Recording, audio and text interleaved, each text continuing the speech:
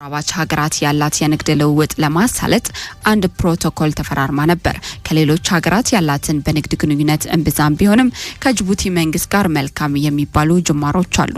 በዛሬው የምጣኔ ሀብት መሰናዷችን ይህን ተመልክተናል። አማኑኤል ክንደያ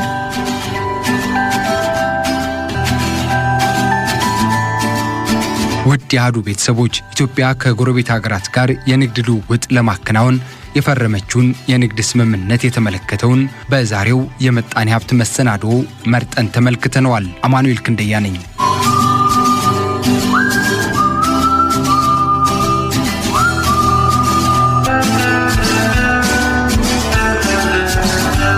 ከዓመታት በፊት ኢትዮጵያ ከጎረቤት ሀገራት ጋር ያላት የንግድ ግንኙነት ለማሳለጥ የሚያስችላት አዳዲስ ስርዓቶችን እየቀየሰች ትገኛለች። በጎረቤት ሀገራት ያሉ ምርቶች ወደ ሀገር ቤት ገብተው እንዲሸጡና የሀገር ውስጥ ምርቶች ደግሞ ወደ ጎረቤት ሀገራት የሚሸጡበትን አሰራር እየዘረጋችም ትገኛለች። ኢትዮጵያ ከጎረቤት ሀገራት ጋር የንግድ ልውውጥን የፈረመችው የንግድ ስምምነት የጠረፍ ንግድ ስምምነት በመባል ይታወቃል። ስምምነቱ ከጅቡቲ፣ ኬንያ፣ ሱዳን ሀገራት ጋር የሚደረገውን የጠረፍ ንግድ ልውውጥን ይመለከታል። ከሰሞኑ የንግድና ቀጠናዊ ትስስር ሚኒስቴር ከሀገራቱ ጋር የሚደረገው የጠረፍ ንግድ ስምምነት ለማጠናከር ውይይትም አድርጎ ነበር። ከተጠቀሱት ሀገራት ጋር የተደረሰው የስምምነቱ መመሪያ መልካም በሚባል ደረጃ ቢሆንም ከኬንያ መንግስት ጋር ያለው ስምምነቱን ክለሳ የሚያስፈልግባቸው ሁኔታዎች ዙሪያ ውይይት ለማድረግ የሀገራቱ የንግድ ከፍተኛ ኃላፊዎች ለመወያየት ጠረጴዛ እንደሚቀመጡም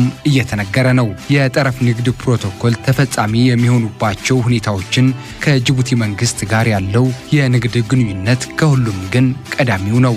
በኢትዮጵያና በጅቡቲ መካከል የጠረፍ ነጋዴዎች የሚያስወጡትና የሚያስገቡት የምርት መጠንና አይነት በአንድ ወር ጊዜ ውስጥ ከ1000 አሜሪካን ዶላር ወይንም ተመጣጣኝ የኢትዮጵያ ብር አሊያም ተመጣጣኝ የጅቡቲ ፍራንክ መብለጥ እንደሌለበት ይደነግጋል። ስምምነቱ አስፈላጊ የሆነበትም በሁለቱም ሀገራት መካከል በጠረፍ አካባቢዎች በሚከናወኑ የንግድ ልውውጦች ህገወጥ የገንዘብ ዝውውር መበራከቱንና በምጣኔ ሀብቱ ላይ ያሳደረው አሉታዊ ተጽዕኖ ምክንያት በማድረግ ነው ተብሏል። በሀገራቱ የተፈረመው የጠረፍ ንግድ የህግ መመሪያ መሰረትም አንድ የጠረፍ ነጋዴ ከሀገር ውስጥ ይዞት የወጣውን የወጪ ምርት መጠን ልክ ወደ ሀገር ውስጥ ማስገባት ግዴታ የተጣለበት መሆኑን በንግድና ቀጠናዊ ትስስር ሚኒስቴር ሚኒስትሩ ገብረ መስቀል ጫላ ተፈርሞ ከወጣ መመሪያ ሰነድ ላይ ተመልክተናል።